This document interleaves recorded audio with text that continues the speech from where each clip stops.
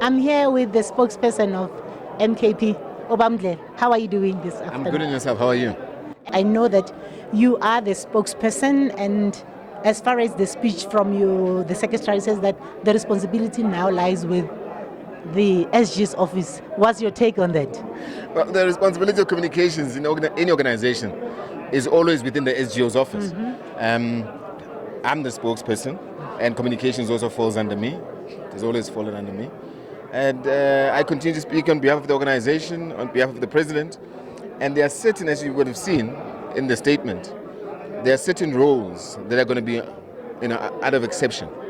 And deputy president being one of them. I mean, the deputy president is the deputy president of the party, but he's also the deputy president, the party leader in parliament. The spokesperson is one of those kind of exceptional kind of roles.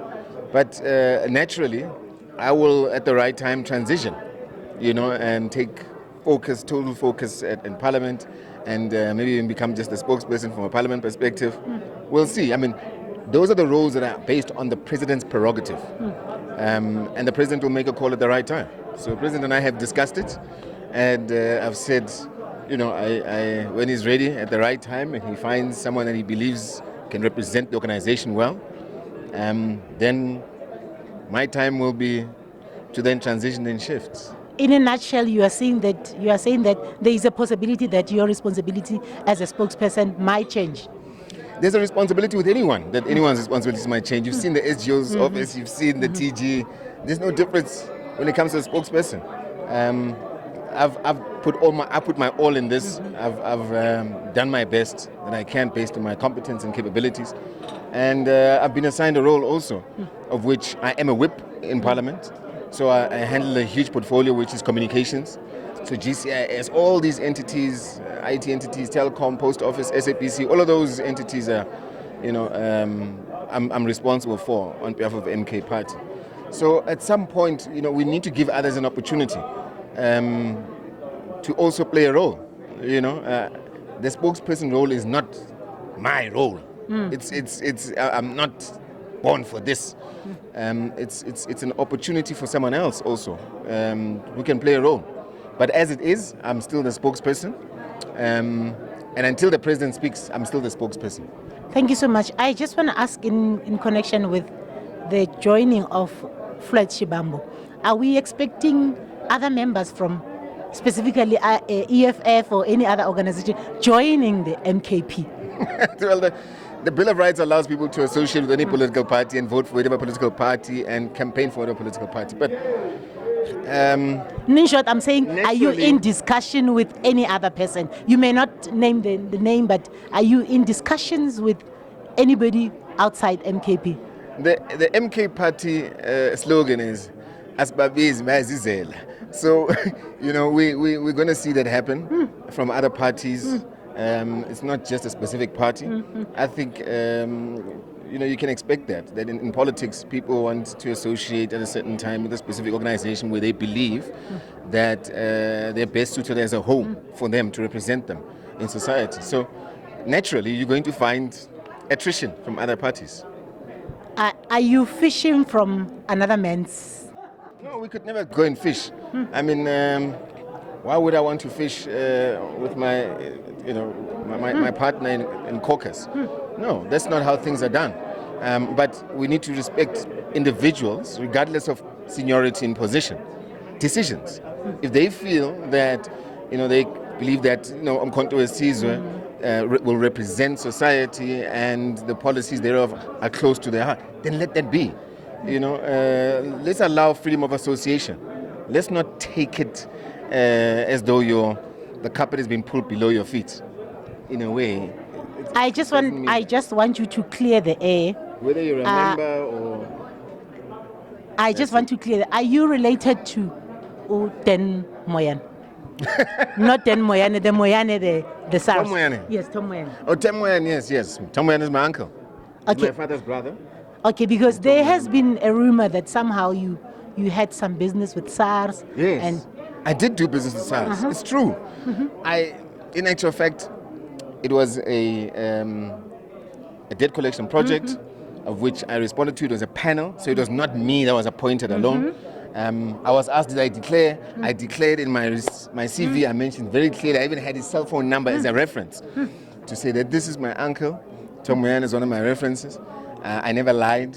And out of the 12 companies, there were 3 companies that were shortlisted, including mine. It was a 6.6 billion rand dead book. Dead book doesn't mean it's your 6.6 coming to you. And it was split between 3 companies, 2.2 each. One of those companies, which they don't talk about, SARS, is that they were appointed without a tax clearance certificate. And it was a white-owned company. But anyway, and we won it fair and square, clean, as the accounting authority. And again, here's an interesting thing, right? When you submitted pricing, you were given a certain percentage of between this array. All 12 or 25 companies had to come in between 4 and 6%.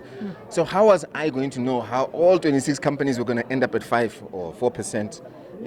We put in what we felt, and then they did an aggregation, and the top 12 that met that aggregation were shortlisted, and then from there you had to be BE, meet other certain criteria. And that's what we met, and we were fortunate enough to get the opportunity.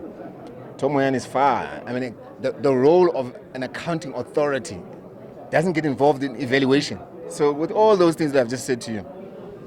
But one might say that Let me tell you something interesting. No. I decided to pull out of that contract myself. But one might say that somehow your uncle had an influence on you being appointed. But how can he have an influence on me? Because he's an accounting officer. He's the accounting officer. He's an accounting officer. He's an accounting authority. And if you understand this, the supply chain, you'll understand that he doesn't have any input in those decisions. Firstly, how could anyone, not even those that are doing evaluation, come to the aggregate of top 12 companies that aggregated at whatever percent? Because different companies submitted different percentages, and they took all 25 companies, aggregated it, and came with a specific percentage. All that were nearest to that percent were the 12 companies. So it was not me alone that was appointed. We put in a panel. Okay. And then from the panel, they put out another terms of reference and said, you must come up with this certificate, you must come up with this insurance. And if you meet those criteria, then you are the top 3. In nutshell, you are saying you met the criteria. And are you still in business? Are you still in business? Something that's important is that this misconception of being our parents or our family associations must now stop us from being being included economically or participating economically included because we are socially politically. That's utter nonsense, and that must come to an end. I'm my person. I'm not Tom Moyane. I've got a family. And if I've got a passion for certain business, and government being the number one contractor, who must I do business with when these white companies won't even give you deals in the first place? So who do I do business with? Government. So you can't be now try and straitjacket us because of your political associate. No, it doesn't work that way. I'm a South African. I've got the right to do business with whichever client I want, and I will continue to do business as long as, for instance, in this case, I'm an MP, and any income from an MP perspective you have to declare, and I'll declare. That's it, nothing else. Are you still in business with SARS? Wow. No, how can I be in business with SARS? I ended the contract with SARS myself. I did the work, and by the way, something interesting. SARS was only collecting 150 million rand a year in debt. We came in 3 months and collected 350 million, but you'll never hear them tell you that. That's what I did for this country with that same particular deal. I brought back 350 million rand that SARS couldn't do, that they can only do 120 in a year. I did it in 3 months and I doubled it. So I think we'll have to do a follow-up interview with Nhlamulo concerning that. Thank you so much, Nhlamulo. You're welcome.